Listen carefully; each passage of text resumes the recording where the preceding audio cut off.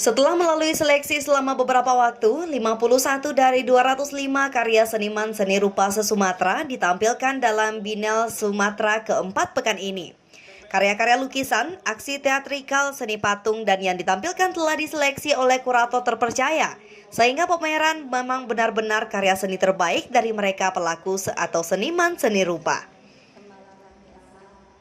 Provinsi Sumatera Barat menjadi tuan rumah dalam event di Taman Budaya ini dilatar belakangi untuk memotivasi mereka para pegiat seni, sehingga momen Biennale Sumatera ke-5 dapat semakin memotivasi pekerja seni. Kegiatan Biennale Sumatera ke-4 sejalan dengan kegiatan pameran dan pagelaran seni se-Sumatera ke-21. Selain untuk mempererat rasa persatuan dan kesatuan anak bangsa, juga meningkatkan potensi seni di wilayah regional Sumatera sebagai bagian dari kekayaan dan aset budaya bangsa. Sebagai tuan rumah untuk tingkat regional, di mana ini regional Sumatera, dan semua taman budaya yang ada di Sumatera ini terhimpun di sini dan melaksanakan kegiatan pameran serta pagelaran. Nah, tentu ini menjadi satu wadah bagi kita.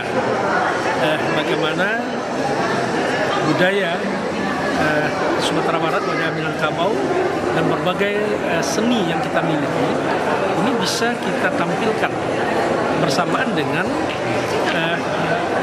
provinsi-provinsi lain di Sumatera dan sebagai agenda rutin yang setiap tahun dilaksanakan.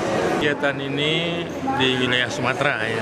Perbedaannya yang pertama tentu jumlah ya, karena ini hanya Sumatera. Kita bagaimana memberikan kesempatan kepada para seniman untuk berkarya lebih kreatif, lebih inovatif, dan menghasilkan karya yang lebih bagus ya. Dan ini menjadi cikal bakal berdirinya Tim Karya Taman Budaya Indonesia itu bersumber dari ini. Jadi gagasan dan ide itu muncul di Sumatera, kemudian dikembangkan oleh Dirjen Kebudayaan dengan melaksanakan kegiatan se-Indonesia yang disebut Temu Karya Taman Budaya Indonesia. Tim Liputan Padang TV.